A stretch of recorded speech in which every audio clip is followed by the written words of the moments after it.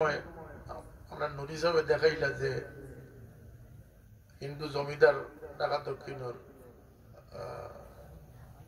কালীকৃষ্ণ বাবুর বাড়ি তার ছেলে মনে হইও ওখানে নাম কেটে বুঝলেন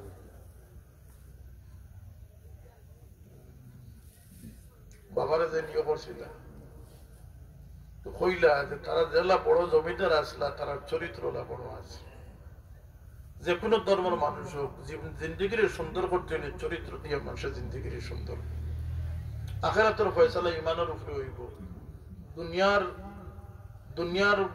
মুজাইয়ান যদি জিন্দিগির কেউ করতে চায় তার চরিত্র দিয়ে করতে হবে। একটা ঘটনা আছে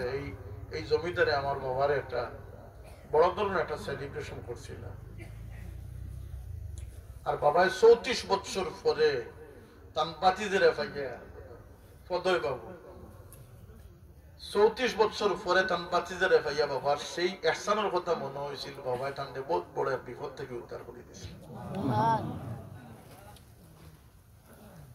সাবে জিপ রাখিয়া ঢাকা দক্ষিণ জিপ রাখিয়া গেছিলাম মনে করে আসির গঞ্জ এর ভিতরে বৃষ্টি দিয়া বাজারের গলিত পানি আটুরা পানি হয়েছে পদবাবু এবারে দেখছেন জিপে কান্ত এইখান খার খেয়ে আইসুন এখান থেকে বুদ্ধি চাবাইছে খানো গেছেন মধ্যে ভাই দেখেছে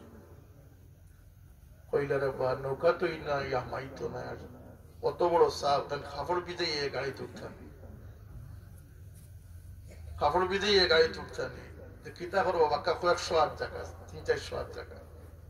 কইলে আমার বাট্টা থেকে ইট আনো খামলা লাগাইছ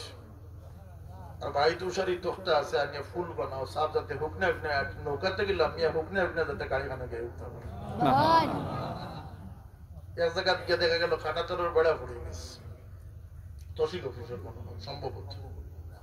ডাক বাংলার বেড়া কইলা পাঙ্গিলা এটা আমি ঠিক করে দেবো এটা আমার জায়গা